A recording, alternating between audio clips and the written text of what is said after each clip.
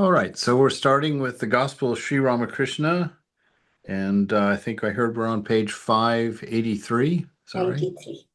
93. 590. 593. Okay.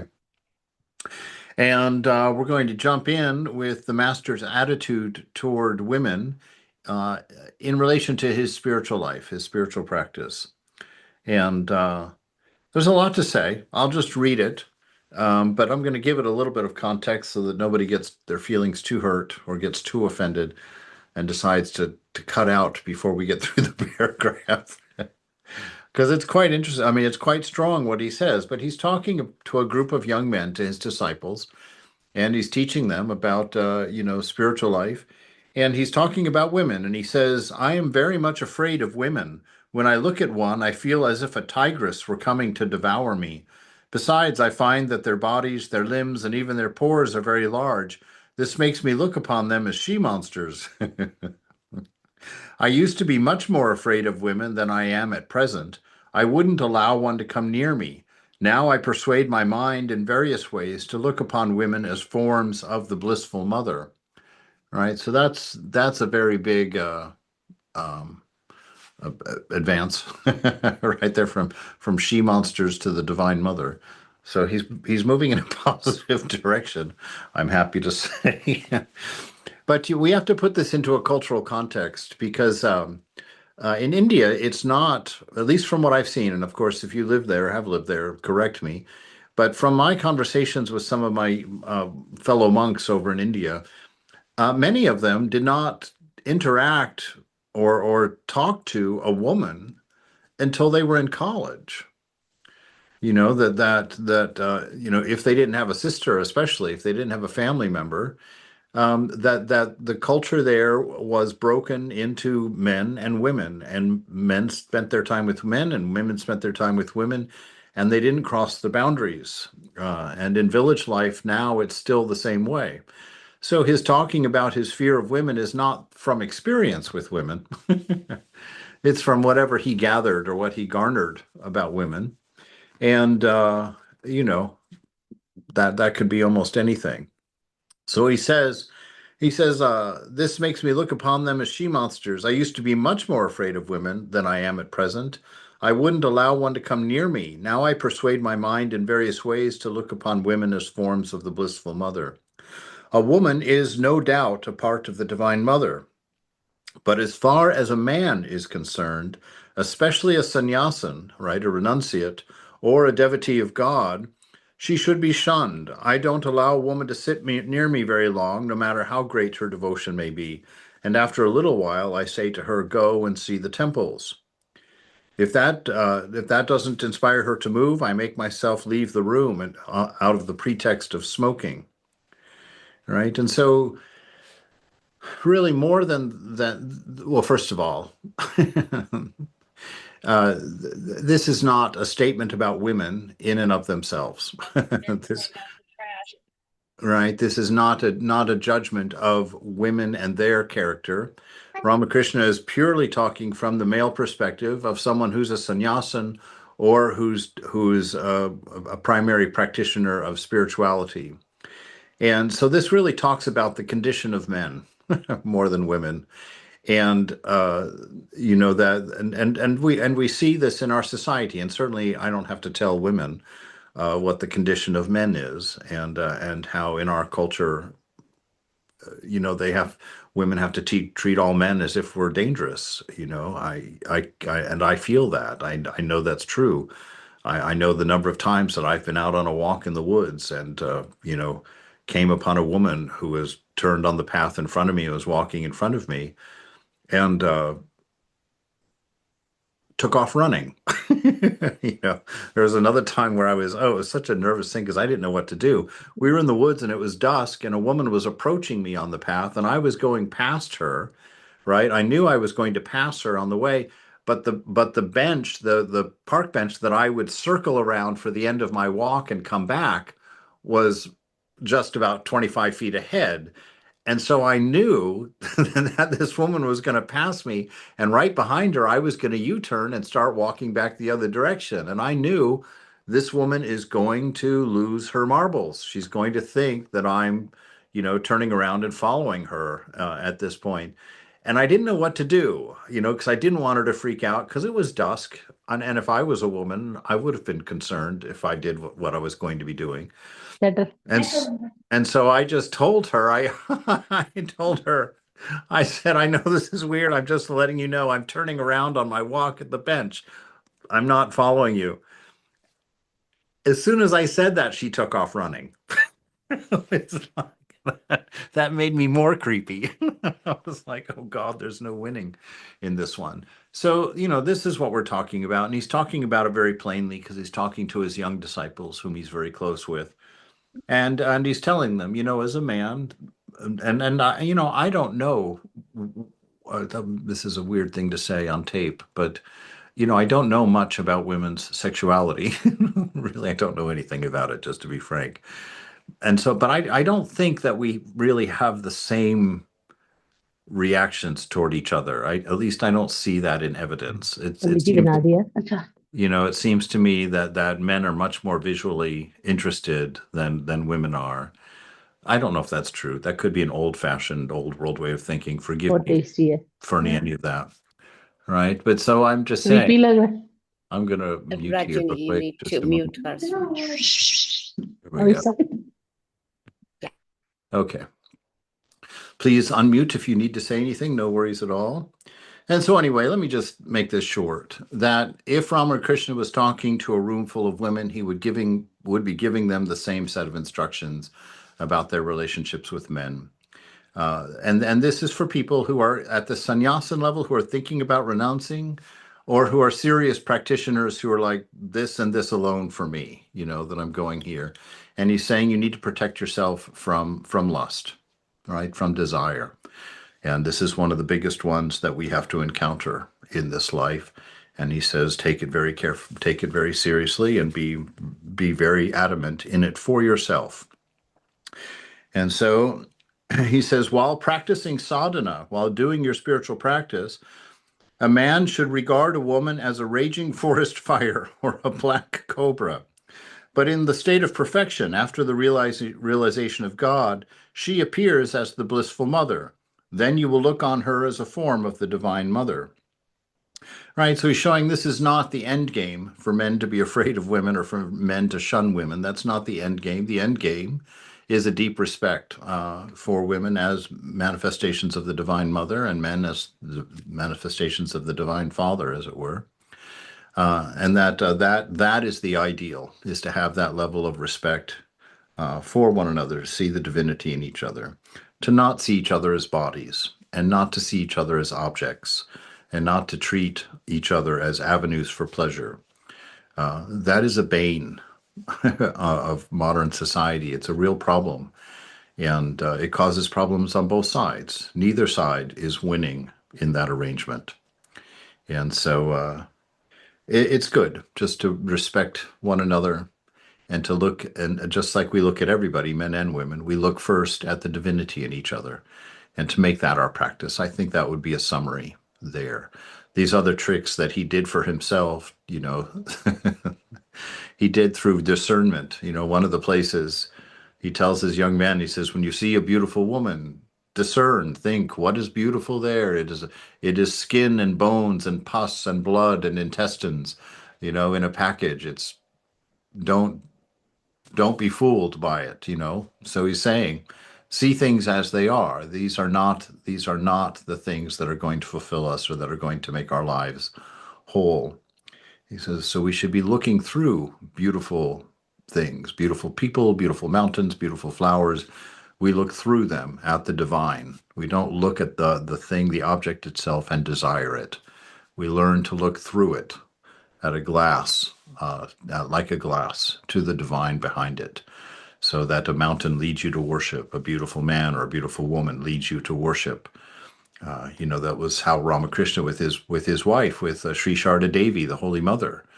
It said that one night he woke up in an amorous mood, and his mind said, "Oh, mind, this is woman. This is some people say this is something to be highly desired."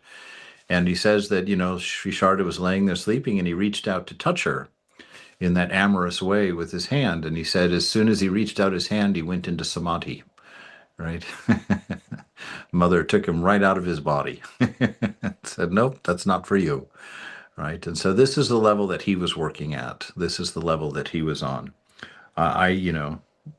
For us, we take it for the level we're at.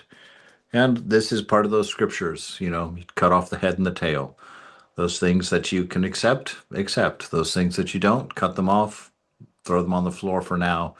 If they come back as helpful later, great. If not, that's all right too. You go forward. A few days earlier, Sri Ramakrishna had spoken many words of warning to Narayan about women. He had said, don't let yourself touch the air near a woman's body. Cover yourself with a heavy sheet, lest the air should touch your body, and keep yourself 8 cubits, 2 cubits, or at least 1 cubit away from all women except your mother. All right, so apparently Narayan was having some issues with his love of women. Master, Naran's mother said to him about me, even we are enchanted by the sight of him, not to speak of you, a mere child. None but the guileless can realize God. How guileless Naranjan is. True, sir. Master, don't you notice him? Didn't you notice him that day in the carriage on the way to Calcutta? He is always the same, without guile. A man shows one side of his nature inside his house and another outside, to the outside world. Since his father's death, Narendra has been worried about his worldly affairs.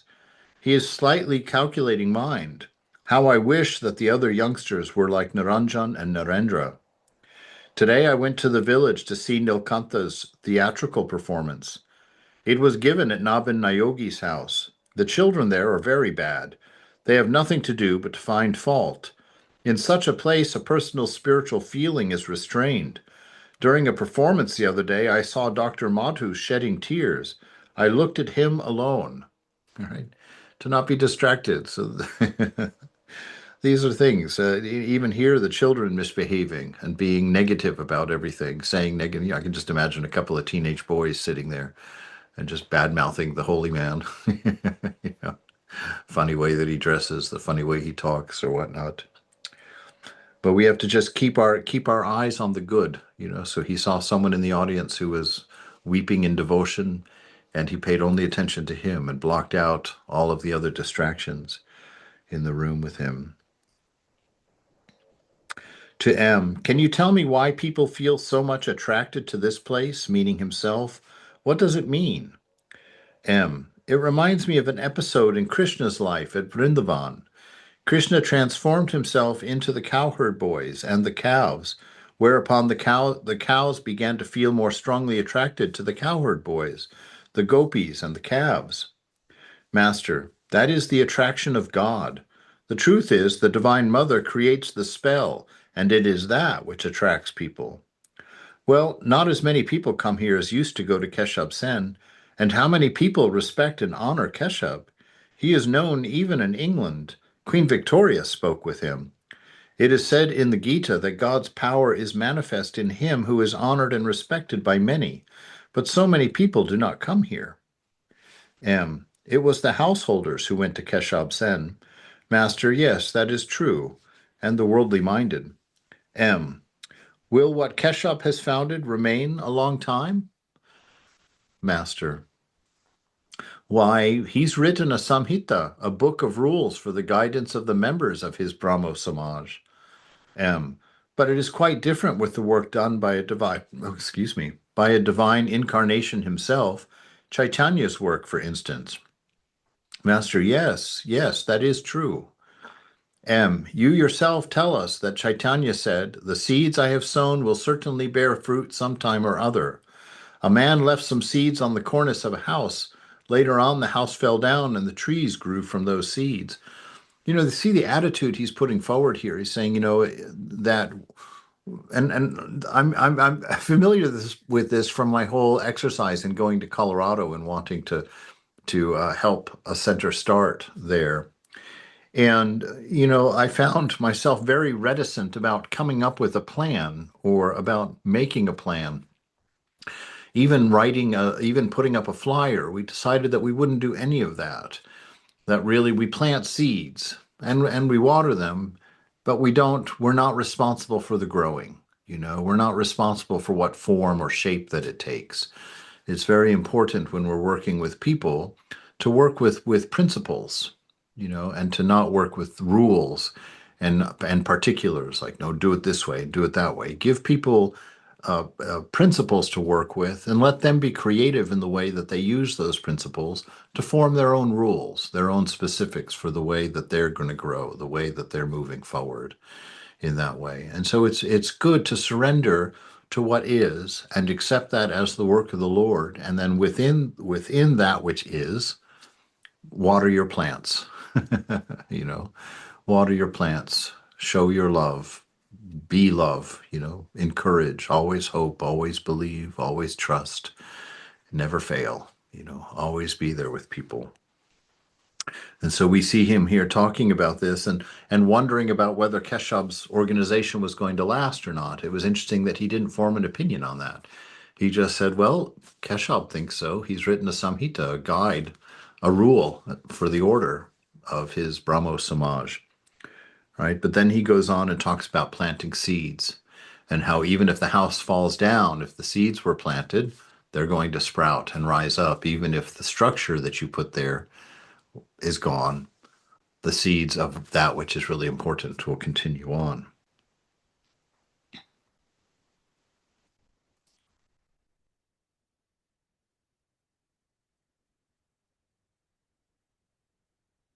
Master, many people go to the Samaj founded by Shivanath and friends. Isn't that so? M. Yes, sir. People of that sort. Master, smiling. Yes, I know. The worldly minded go there, but not many of those who long for God and are trying to renounce lust and greed. M. It will be fine if a current flows from this place. Everything will be carried away by its force. Nothing that comes out of this place will be monotonous. Master, smiling. I keep men's own ideals intact. Now, this is a very important thing that he says here. This means that lets the person keep their ideals. If they're a Christian, he lets them be a Christian. If they're Muslim, he lets them be a Muslim. If they're Shaivite, he lets them be a Shaivite. It's like he doesn't try and change the ideal. He tries to feed the ideal, to nurture the ideal, to nurture love. And so, in our centers also, that's the goal. We don't pick a particular tradition or even a particular path. We try and find out, each other's ideals, and we encourage that. We water it and nurture it, right? I keep men's own ideals intact. I asked a Vaishnava to hold to his Vaishnava attitude and a Shakta to his. But this also I say to them, never feel that your path alone is right and that the paths of others are wrong and full of errors. Hindus, Muslims, and Christians are going to the same destination by different paths. A man can realize God by following his own path if his prayer is sincere, right?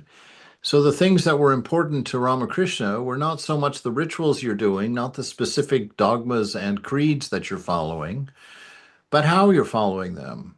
He said the most important thing is your sincerity and your earnestness, right? Your commitment to truth, to not being a hypocrite, right? And to love. He said those are the three sets of the most important things in spiritual life. Those are the principles. How you're going to practice them, how you're going to realize them, that's up to you. If Jesus is calling you, by all means, go with Jesus. If Ramakrishna is calling you, by all means, go with Ramakrishna. Buddha, Shiva, Chaitanya, Krishna. We get the picture, right? Choose your ideal. God is in all of them and has touched many people, many nations even, through each of them. And so we honor that and we trust that. What we do is keep our eye on the principle. Be earnest, be sincere, be true, and practice love. Make sure that the whole thing is wrapped up in love. Vijay's mother-in-law said to me, "Why don't you tell Balaram that it is unnecessary to worship God with form? that it will be enough if he prays to the formless Satchitananda. I replied, why should I say such a thing? And why should he listen to me, even if I do say it? M. That is true, sir. There are different paths to suit time and place and the fitness of the candidate. Whatever path a man may follow, he will ultimately reach God if he is pure of heart and has sincere longing. That is what you say. Sri Ramakrishna was sitting in his room. Hari, the relative of the Mukherjees, M, and other devotees were on the floor. An unknown person saluted the master and took a seat. The master remarked later that his eyes were not good. They were yellow, like a cat's. Hari prepared a smoke for Sri Ramakrishna. Master to Hari, let me see the palm of your hand. This mark is a good sign. Relax your hand. He took Hari's hand into his, and he felt its weight. Master, he's still childlike. As yet there is no blemish in him, to the devotees. From the hand I can tell whether a person is deceitful or guileless. To Hari, why, you should go to your father-in-law's house. You should talk to your wife and have a little fun with her if you like. To M, what do you say? M and the others laugh. All right. Now that seems to be the opposite, right? So he was talking about young men before who were unmarried and practicing and who were going to become his sannyasins. And he had that very careful attitude toward women. But here he's talking to a young man who's a seeker, but he's married, right? And he's got a very different attitude about this. He knows that that physical relationship within marriage is a blessed and sacred thing. It should be treated with a great deal of respect, right? It should be treated with a great deal of honor.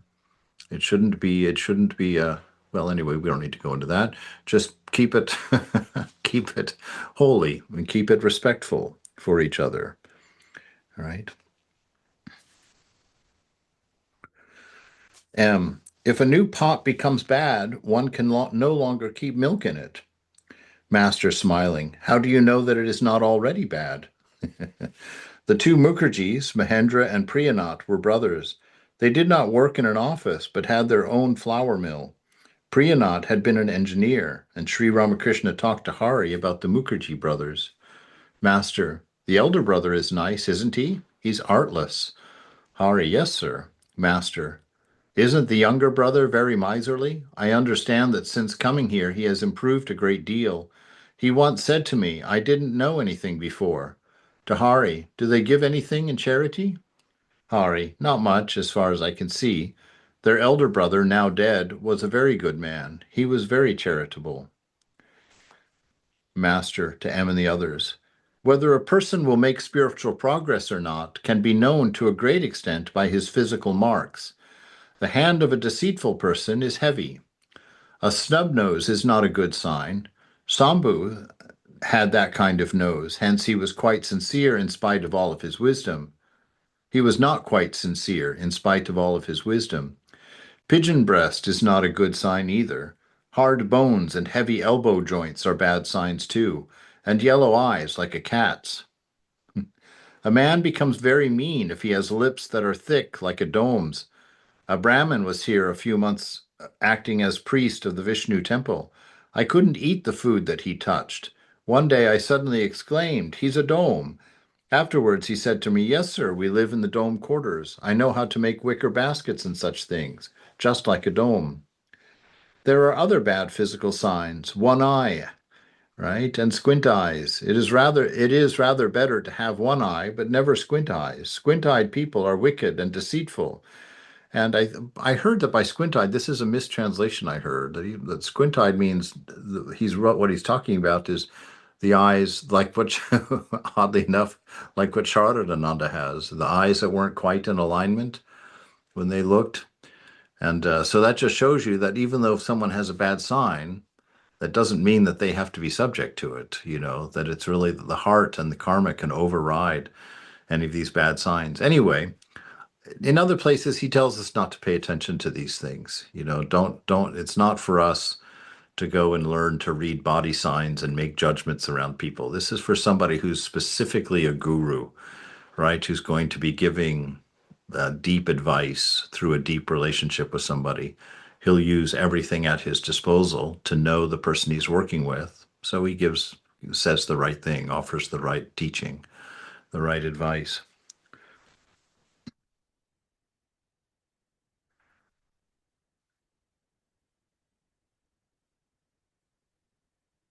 Whether a person is good or bad can also be known from the way he walks.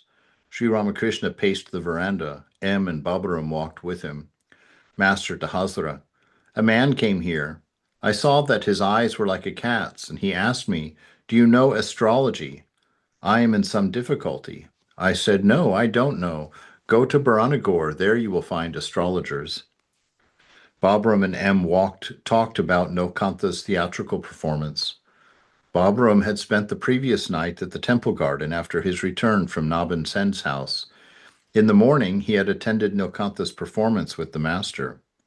Master to M and Babaram, what are you talking about? M and Babaram, we're talking about Nilkantha's performance. While pacing the veranda, Sri Ramakrishna suddenly took M aside and said, "The less people know about your thoughts of God, the better for you." Saying these words, the master abruptly went away. A short time afterward, he began to talk with Hazra. Hazra, Nilkantha told me you would pay me, that he would pay you a visit. It would be a good send for him. Oh, it would be good. Send for him. Master, no, he didn't sleep at all last night. It will be different if he comes here through the will of God. Right? Again, so Ramakrishna not wanting to exert his own egoism there. Right? So Hazra is wanting him to send for this guy. Oh, bring him here. And Ramakrishna says, no, he didn't sleep well last night, and it's better for people to come here by the will of God, not by me going and bringing them here. Right? Sri Ramakrishna asked Babaram to visit Narayan at his house. He looked on Narayan as God himself, and so he longed to see him. The master said to Babaram, "You may go to him with one of your English textbooks." About 3 o'clock in the afternoon, Sri Ramakrishna was sitting in his room. Nilkantha arrived with 5 or 6 of his companions. The master went toward the east door as if to welcome him. The musicians bowed before the master, touching the ground with their foreheads. Sri Ramakrishna went into samadhi. Babaram stood behind him. M, Nilkantha, and the other musicians were in front of him, watching him in great amazement. Dinanath, an officer of the temple, looked at him from the north side of the bed. Soon the room was filled with officers of the temple garden. Sri Ramakrishna's ecstasy abated a little, and he seated himself on a mat on the floor, surrounded by Nilkantha and the other devotees. Master, still in an ecstatic mood, "I'm all right." Nilkantha with folded hands, "Make me all right too." Indeed. Master smiling, why, you are already all right. Adding the letter A to one gets ka. By adding another A, one gets ka with the long A. One still gets the same ka. Everyone laughs. Nilkantha, revered sir, I am entangled in worldliness. Master smiling. God has kept you in the world for the sake of others. There are 8 fetters. One cannot get rid of them all. God keeps 1 or 2 so that a man may live in the world and teach others. You have organized this theatrical company. How many people are being benefited by seeing your bhakti? If you live up to everything, then where will these musicians go? God is now doing all these works through you. When they finish, you will not return to them. The housewife finishes her household duties, feeds everyone, including the men servants and maid servants, and then she goes to take her bath. She doesn't come back, even if the people shout for her. Nilkantha, please bless me.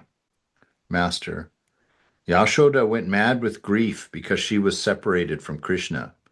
She went to Radha, who was meditating.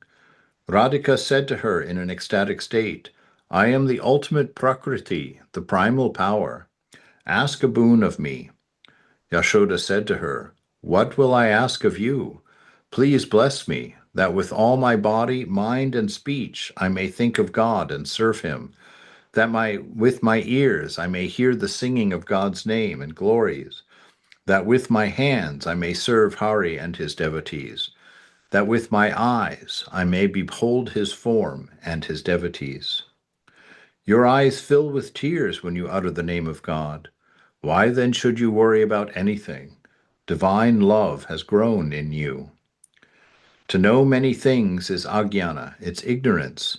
To know only one thing is jnana, knowledge, the realization that God alone is real and that he dwells in all, and to talk to him is vijnana, a fuller knowledge. To love God in different ways after realizing him is vijnana. It is also said that God is beyond one and two. He is beyond speech and mind. To go up from the Leela to the Nitya and come down again from the Nitya to the Leela is mature bhakti, right? So this ability to ascend through the different spiritual moods, to be one with the divine and then be in the divine company. You see that in the master. He has these not he has the working knowledge, he has the knowledge of one without a second, that all is God. Right? And then at times he comes partway down and he sees God as the individuals in the room. And sometimes he sees it so clearly that he bows down to God before realizing the stature of the person in front of him. And then at other times he's walking and talking about theater and teachings and whatnot with people, just as if he's a friend, a companion. So these are the different moods of spirituality. I find it interesting here that Nilkantha is calling out, I'm filled with worldliness, please help me. And the Master says something very interesting here. He says, God has kept you in the world for the sake of others, right? So God has kept you a little bit worldly. Why? Because your task is to write these spiritual plays and put on these spiritual performances to inspire people out there and to bring people to a knowledge of themselves, to help with that. So he's using you as a teacher. And so I found that very interesting because St. Paul also writes in one of his letters in the New Testament. He begs God. He says, I've prayed to you time and time again that you take this fault from me. He doesn't list what it is. He says, but this fault, that you take it from me. And the answer that he gets in the vision from Jesus, he says, my grace is enough for you. Right? He tells him, I'm not going to take it away. You count on my grace, right? And so Jesus gave him his fault in order for him to become and to grow his faith in grace, right? And Nilkantha's here.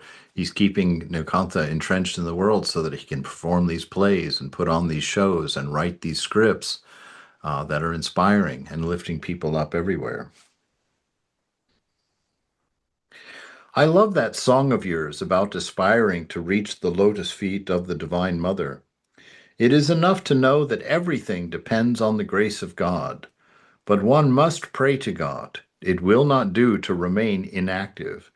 The lawyer gives all the arguments and finishes his pleading by saying to the judge, I have said all that I have to say. Now the decision rests with your honor. All right, and so that's how it is with the divine. We make our efforts, but at the end of the day, it's grace and grace alone that brings us home. And, I always emphasize this because it's so easy to get poor opinions of ourselves, especially when you're constantly around spiritual ideals. When you're around these ideals of and these stories like this where people are going in and out of spiritual ecstasy and having visions of God, and one begins to start feeling like a dirty dish towel, like, what's wrong with me? How come I'm not having any of this going on, and whatnot like that. It is very important in that state, especially, to know that your value comes because to God you are a treasure, right? To God you are the love of his life. That is why you are fine. That is why you are, and it is perfect. And so to hold to that grace, because spiritual life is a study in that grace. When Ramakrishna says faith is at the root of everything, that's indirectly what he's talking about. Your faith in a love that is unconditioned, a love from God that takes you in every aspect of yourself and embraces you, right? And to dwell on that and come to know that at every corner of every cell in your body, right? Because it's through the inspiration that is resultant of that that you touch the divine. It's through that inspiration of knowing the grace of God is enough for you. It is through that inspiration that you're able to let go of your karma, let go of your ego, let go of your this little self, and to transcend, right? And so always, always, always hold that close to your heart and always know that God has no issues with you. He is working around the clock to inspire you and to bring you forward. And as long as you're sincere and earnest, forward you will go.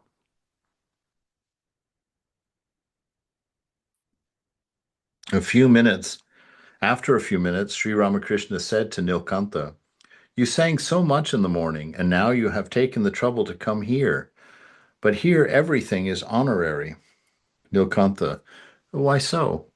Master smiling, "I know what you will say."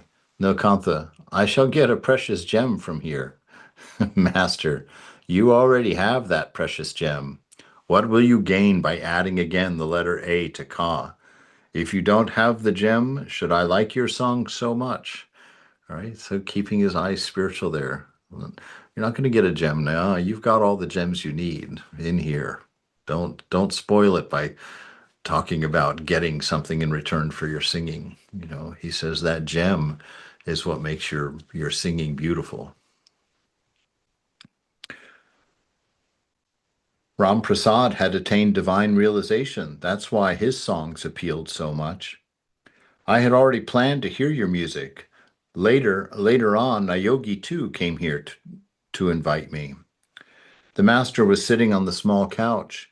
He told Nilkantha that he would like to hear a song or two about the Divine Mother. Nilkantha sang 2 songs with his companions.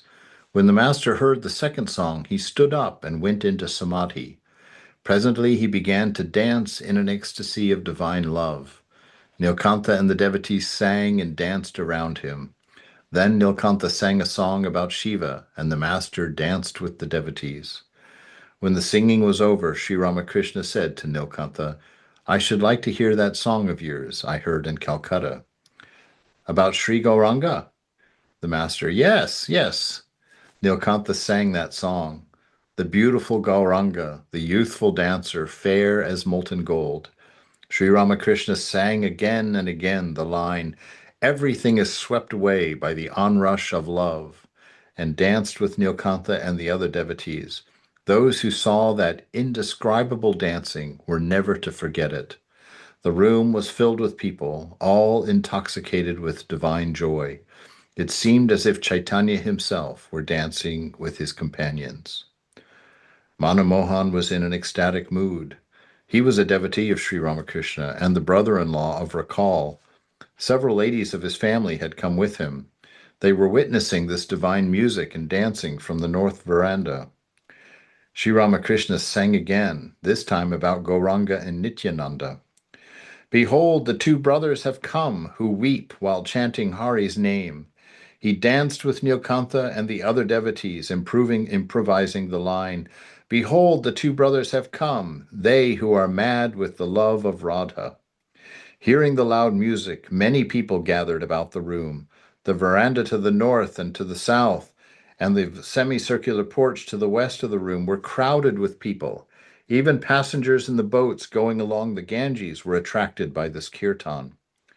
The music was over, and Sri Ramakrishna bowed to the Divine Mother and said, "Bhagavata Bhakta Bhagavan, my salutations to the Gyanis, my salutations to the yogis, my salutations to the bhaktas, the lovers of God."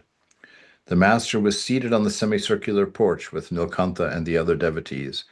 The autumn moon flooded all the quarters with light, and Sri Ramakrishna and Nilkantha spoke. "Nilkantha, you are none other than Gauranga."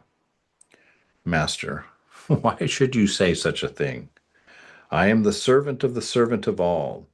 The waves belong to the Ganges, but does the Ganges belong to the waves? Right? Just emphasizing that fact. It's not the wave that's important, it's the ocean that is there. And so, all these great Maharajas, they're always self-effacing. Vivekananda said, somebody praised Vivekananda, and Vivekananda said, Mother could raise up 1,000 Vivekanandas from the rocks here on the beach. There is nothing special here, right? It is God and God alone. So we look through each other at God, at the beloved. Nilkantha, well, you may say whatever you like, but we regard you as Gauranga himself. The master tenderly, in an ecstatic mood. My dear sir, I try to seek my I, but I do not find it. Hanuman said, O Rama, sometimes I think that you are the whole and I am the part, and sometimes that you are the master and I am your servant. But when I have knowledge of reality, I see that you are I and I am you. Nilkantha, what shall I say, sir? Please be gracious to us. Master, smiling, you are ferrying many people across the ocean of the world. How many hearts are illumined by hearing your music? Nilkantha, you talk of ferrying, but bless me that I may not be drowned in the ocean myself. Master, smiling, if you get drowned, it will be the sea of immortality. I love when he plays with words like that. Sri Ramakrishna was delighted with Nilkantha's company. He said to the musician, for you to have come here, you whom people see as the result of many austerities and prayers, listen to a song. Now the master's singing, the master's singing a song for the musician. The master sang a song, 2 lines of which ran, when the blissful mother comes to my house, how much of the Chandi I shall hear. How many monks will come here, and how many yogis with matted locks. He said, continuing, as long as the Divine Mother has come here, many yogins with matted locks will come here too. Sri Ramakrishna laughed. To M and Baburam and the other devotees, he said, I feel very much like laughing. Just fancy, I am singing for these musicians. Nilkantha, we go about singing, but today we have had our true reward. Master, smiling, when a shopkeeper sells an article, he sometimes gives a little extra something to the buyer. You sang at Nabin's house and have given the extra something here. Everyone laughed. All right, we're going to stop there today since it starts a new chapter. It's a little bit earlier. Let's have some